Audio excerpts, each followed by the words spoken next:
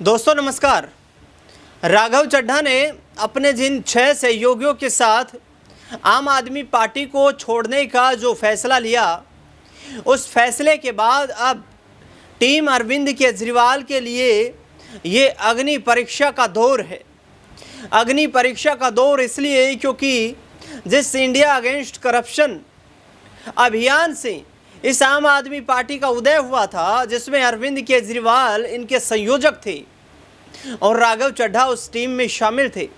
उन राघव चड्ढा ने यह आरोप लगाया कि ये पार्टी जिस आधार पर बनी थी, अब अपना मूल रास्ता भटक चुकी है। ये पार्टी जनता की सेवा की भावना को भूल चुकी है और इस पार्टी को ऐसे लोगों ने कब्जा कर लिया है जो सिर्फ निजी स्वार्थ के लिए राजनीति कर रहे हैं। आम आदमी पार्टी को स्थापना के बाद सबसे बड़ा झटका राजधानी दिल्ली में लगा, जब लंबे समय तक चली सरकार 2025 में धाराशाही हो जाती है और उसके बाद अरविंद केजरीवाल को लगातार पार्टी अस्तित्व का खतरा सताने लगा।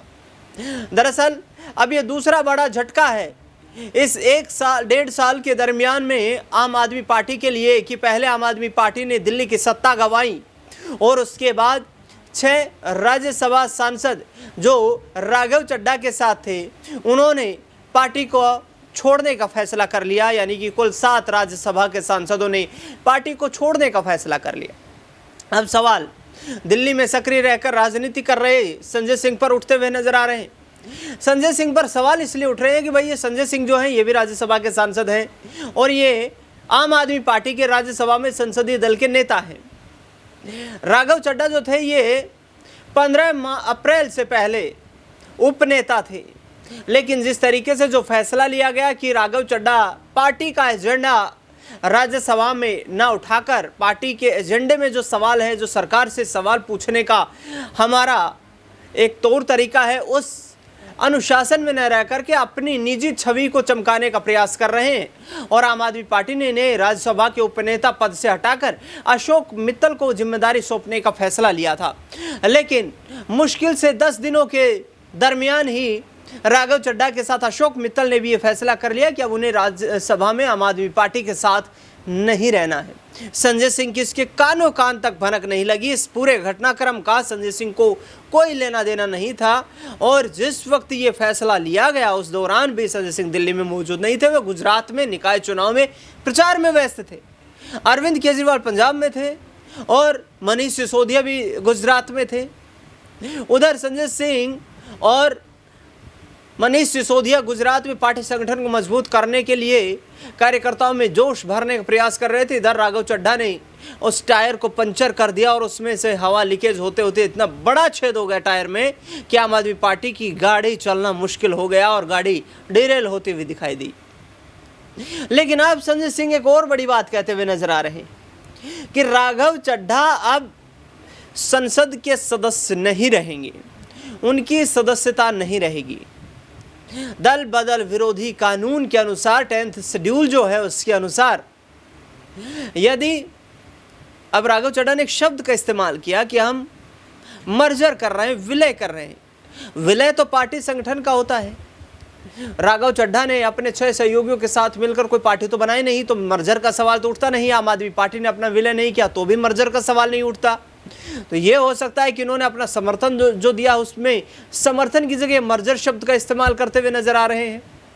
बहरहाल जो भी है, कंडीशन ये है कि यदि किसी पार्टी के सदस्य जो हैं, जो किसी संसदीय जो समिति होती है उसमें 2/3 से अधिक सदस्य यदि अपनी पार्टी का समर्थन किसी दूसरी पार्टी को दे देते हैं या सरकार को दे देते हैं, तो उस कंडीशन में सदस्यता जाने का खतरा बहुत कम हो जाता है। लेकिन संजय सिंह ये दावा कर रहे हैं, वरिष्ठ अधिवक्ता कपिल सिब्बल ने भी ये दावा किया कि राघव चड्ढा की सदस्यता जो है वो चली जाएगी। अरविंद केजरीवाल भी ये कहते हुए नजर आए कि ये न सिर्फ आम आदमी पार्टी के निष्ठावान कार्यकर्ताओं के साथ गद्दारी बल्कि पंजाब के साथ गद्दारी है। पंजाब में 2027 में विधानसभा का चुनाव होने वाला है और विधानसभा चुनाव में पंजाब में आम आदमी पार्टी की नींव जो है वो इन्हीं नेताओं के दम पर टिकी हुई थी। राघव चड्ढा हो गए, संदीप पाठक हो गए, अशोक मित्तल, हरभजन सिंह, ये तमाम ऐसे नेता थे जो पंजाब में आम आदमी पार्टी को मजबूत करने में काफ़ी बड़ी भूमिका निभा चुके थे।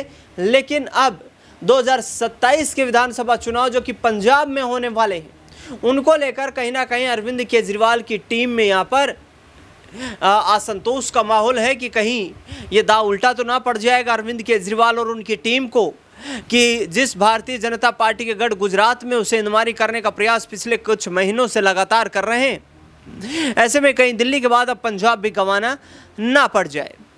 राज्यसभा की सदस्यता जाएगी या नहीं, ये आगे का सवाल है, क्योंकि इनके पास भी कानूनी अधिकार हैं और कानूनी अधिकारों का इस्तेमाल करते हुए कोई सांसद यदि उसकी सदस्यता पर सवाल उठते हैं तो न्यायपालिका का दरवाजा खटखटा सकता है। लेकिन पार्टियों के पास भी ये रास्ता है कि दल बदल विरोधी कानून का उल्लंघन करने वाले सदस्यों के खिलाफ पार्टी अपने सिंबल को लेकर के कार्रवाई कर सकती है और उन्हें सदस्यता उनकी जो है वो सस्पेंड करवा सकती है।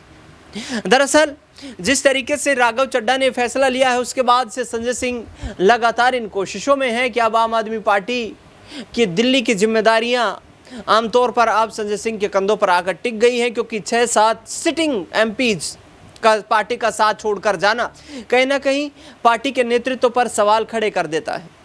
यही कुछ राघव चड्ढा कहते हुए नजर आए कि पार्टी नेतृत्व जो था वो डिरेल हो चुका है, निजी स्वार्थ वाले लोग पार्टी में ज़्यादा शामिल हो चुके हैं। अन्ना हजारे जिन्होंने एक बड़ा आंदोलन किया और उस आंदोलन का समर्थन अरविंद केजरीवाल ने किया और उस आंदोलन से आम आदमी पार्टी निकली, वो अन्ना हजारे भी राघव चड्ढा को नसीहत दे चुके हैं कि भाई आप तो भ्रष्टाचार के खिलाफ लड़ाई लड़ने के लिए इस मिशन में शामिल हुए थे, फिर आप भारतीय जनता पार्टी में कैसे जा सकते हैं? आप तो ये बड़े दावे कर रहे थे कि किसी पार्टी की, किसी नेता की तिजोरी में इतना पैसा नहीं है जो आम आदमी पार्टी और राघव चड्ढा को खरीद सके, तो फिर आखिरकार अब आपने बीजेपी में जाने का फैसला क्यों कर लिया? क्या आपको कोई बड़ा ऑफर तो नहीं दिया गया? क्या कहीं ना कहीं किसी बड़ी जांच एजेंसी की जांच का डर तो नहीं दिखाया गया?